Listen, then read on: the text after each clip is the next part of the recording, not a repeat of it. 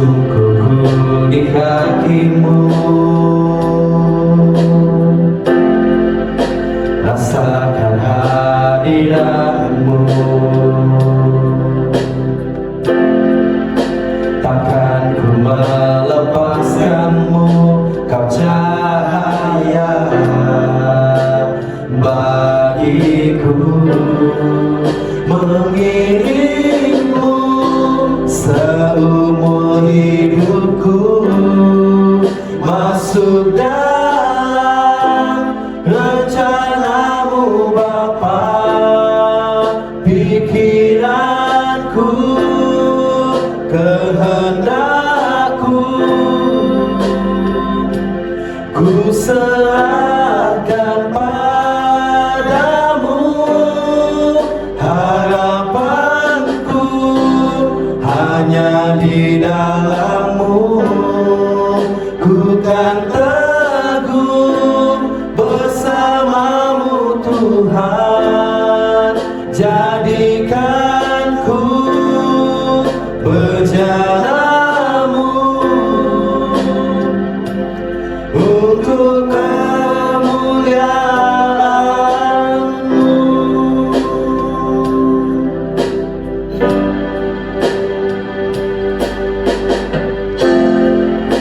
Kekuatan di jiwaku, ketenangan batinku, ada dalam hadirat-Mu. Ku menyembah-Mu.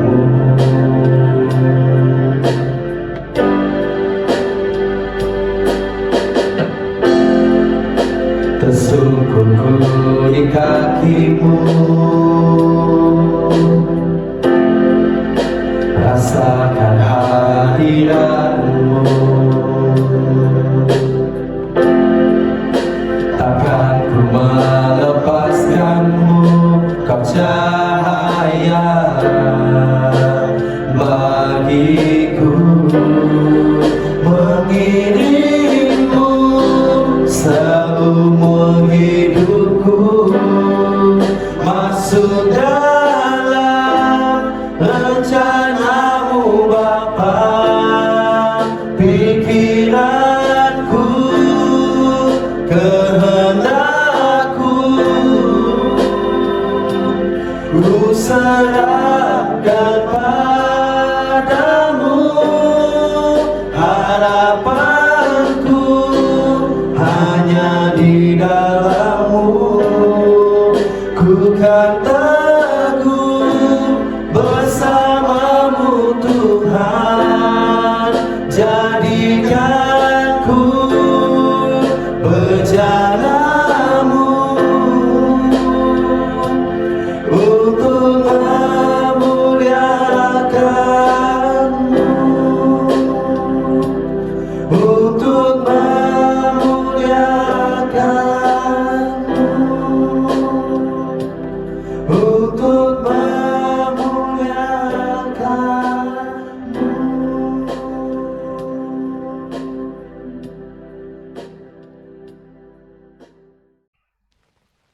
Shalom dan selamat pagi. Pada hari ini 7 Ogos 2023, kita akan melihat kitab Keluaran bab 20 ayat 4 sampai ayat ke-6. Jangan sujud kepada patung apapun.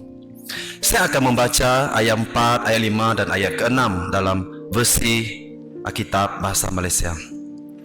Jangan buat patung bagi diri kamu, patung yang menyerupai apapun yang ada di langit, di bumi, atau di dalam air, di bawah bumi. Jangan sujud atau sembah kepada patung apapun, kerana akulah Tuhan Allah kamu, dan aku tidak mahu disamakan dengan apa-apapun.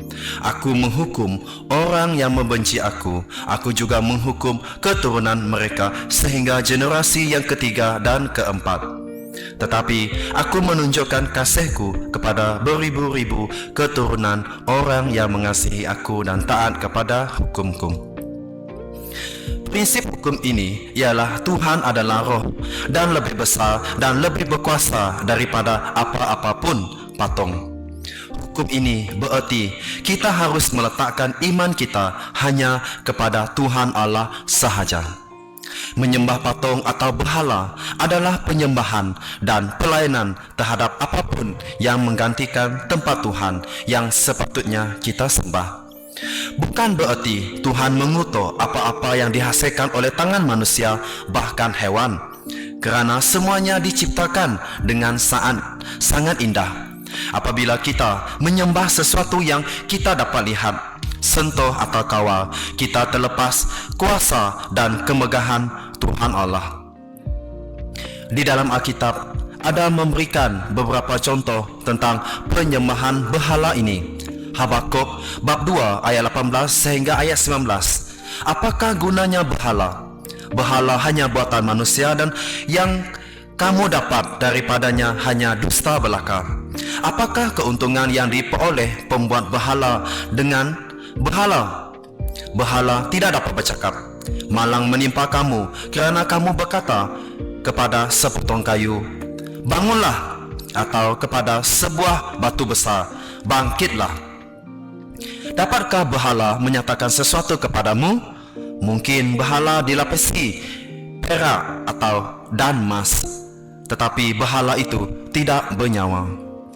Sementara Musa menerima 10 hukum, bangsa Israel telah menciptakan lembu emas, bersujud menyembah lembu emas tersebut dan mempersembahkan korban kepada berhala tersebut. Tuhan menjadi sangat marah terhadap bangsa Israel, sehinggakan Tuhan berniat untuk menimpakan bencana kepada orang Israel. Kita boleh lihat dalam kitab Keluaran bab 32 ayat 1 sehingga ayat ke-14. Seterusnya kita melihat bagaimana pula dengan kisah Gideon dalam Hakim-Hakim bab 8 ayat 26 sehingga ayat 27, yang membuat patung berhala yang sebenarnya menjadi perangkap kepada keluarganya, kerana orang Israel menyembah berhala daripada menyembah Tuhan. Semua anting-anting emas yang diberikan kepada Gideon pada masa itu beratnya hampir 20 kilogram. Tidak termasuk perhiasan-perhiasan, kalung dan kain ungu yang dipakai oleh raja-raja Midian, serta rantai yang dikenakan pada leher unta mereka. Daripada emas itu, Gideon membuat sebuah patung berhala lalu meletakkannya di Ofra, kampung halamannya. Segenap umat Israel pergi ke sana untuk menyembah berhala itu, sehingga mereka tidak lagi menyembah Tuhan. Perkara itu menjadi perangkap bagi Gideon dan keluarganya. Yesaya 44 ayat 9 sehingga ayat 20. Nabi Yesaya menegur tentang penyembahan berhala. Semua orang yang membuat berhala tidak berguna, dan dewa-dewa yang dipuja mereka pun tidak berguna. Mereka yang menyembah dewa-dewa itu buta dan tidak tahu apa-apa. Oleh itu, mereka akan dipermalukan. Sia-sia sahaja membuat patung daripada logam, lalu menyembahnya sebagai dewa. Tiap-tiap orang yang menyembah patung itu akan dipermalukan.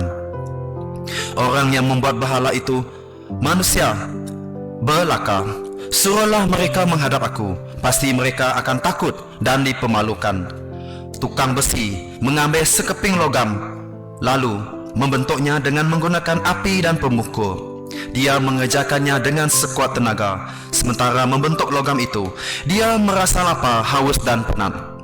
Tukang kayu mengukur kayu. Dia melukis bentuk dengan kapur, mengukirnya dengan alat-alatnya, dan menjadikannya patung yang berupa manusia yang kacak, lalu meletakkannya di dalam rumah. Barangkali dia menggunakan kayu sedar, kayu ok, dan atau kayu sipris dari hutan. Barangkali dia menanam pokok laurel dan menantikan hujan supaya pokok itu tumbuh. Demikianlah seorang mendapat kayu dan menggunakannya sebagian daripada bahan api dan sebagian lagi untuk membuat berhala. Sebagian kayu itu digunakannya sebagai kayu api, baik untuk memanaskan diri ataupun untuk membakar roti, dan sebagian lagi untuk membuat dewa yang disembahnya. Ayat 16. Sebahagian kayu itu digunakan untuk menyalakan api, lalu dia memanggang daging, memakan daging itu dan berasa puas. Dia juga berdiam sambil berkata, alangkah baik dan hangatnya api itu. Kayu yang selebihnya dijadikan patung berhala, lalu dia sujud dan menyembahnya. Dia berdoa kepada berhala itu dan berkata, Engkaulah Tuhanku, selamatkanlah aku. Orang seperti itu terlalu bodoh untuk memahami perbuatan mereka itu. Mereka memejamkan mata dan menutup fikiran sehingga tidak mengetahui apa yang benar. Mereka yang membuat patung-patung itu tidak terfikir untuk berkata, sebahagian kayu itu aku bakar, apinya aku gunakan untuk membakar roti, dan aku memanggang daging, lalu aku memakannya. Kayu yang selebihnya aku jadikan berhala. Lihatlah, yang aku sembah itu hanya sepotong kayu. Perbuatan itu sama sahaja dengan memakan abu. Fikirannya disesatkan sehingga dia tidak dapat ditolong lagi. Dia tidak mahu mengaku bahawa berhala yang dipegangnya itu bukan Tuhan.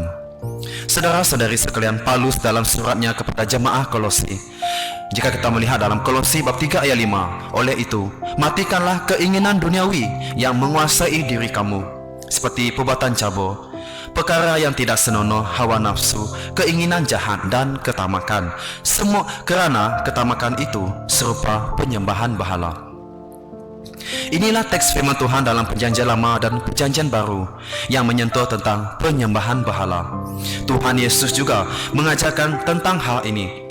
Ketika dia bertemu dengan wanita Samaria yang menimba air, Yesus berkata, masanya akan tiba, malah sudah tiba, apabila dengan kuasa Roh Allah, orang akan menyembah Bapa sebagai Allah yang benar, seperti yang dikehendaki oleh Bapa. Allah itu roh, dan hanya dengan kuasa Roh Allah, orang dapat menyembah Bapa sebagai Allah yang benar. Yohanes bab 4 ayat 23 sehingga ayat ke-24. Dalam kitab Keluaran pula, bab 25 sampailah bab ke-27 ayat 21, ketika Tuhan Allah memerintahkan Musa membina sebuah kemah suci yang dipenuhi dengan perabot yang dibalut dengan emas dan gangsa. Satu Raja-Raja pula, bab 7 ayat 23 sehingga ayat 26, Raja Salomo menyuruh Huram membuat tangki ataupun besen gangsa yang diletakkan di atas belakang patung lembu jantan. Tuhan, saudara-saudari sekalian, memberikan karunia kepada orang yang berbakat dan berkemampuan dalam membuat sesuatu dengan cantik, untuk mengecat, untuk mereka, dan untuk membuat arca atau patung, atau mereka sesuatu yang dapat membawa kemuliaan kepada Tuhan. Tetapi Tuhan adalah roh dan tidak dapat diwakili oleh apa-apa gambaran atau patung atau sesuatu yang diciptakan oleh tangan manusia. Jika kita berbuat demikian, ianya adalah penghinaan kepada sifat Tuhan. Tuhan menginginkan kita menyembah Dia dalam roh dan bukan melalui apa yang kita ciptakan.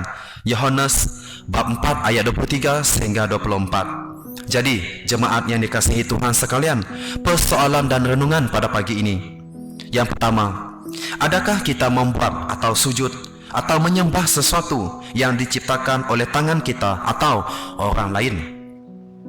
Soalan kedua, apakah bentuk penyembahan berhala yang masih Anda lihat di sekeliling Anda, dalam bangsa Anda, atau di tempat tinggal atau di kampung Anda? Dan soalan yang terakhir, adakah Anda turut serta dalam penyembahan berhala tersebut, atau Anda tetap percaya kepada Tuhan yang Maha Besar dan Maha Kuasa? Mari kita berdoa. Bapa kami dalam kerajaan syurga, kami bersyukur pada pagi ini dapat merenungkan firman-Mu tentang jangan sujud kepada patung apapun. Kami berdoa ya Tuhan, supaya hidup kami sentiasa menyembah dan berdoa dan bersandar hanya kepada Engkau sahaja ya Tuhan. Tiada lain-lain Tuhan yang kami sembah selain daripada Engkau Tuhan. Terima kasih Tuhan untuk firman-Mu pada pagi ini. Dalam nama Yesus kami berdoa. Amin.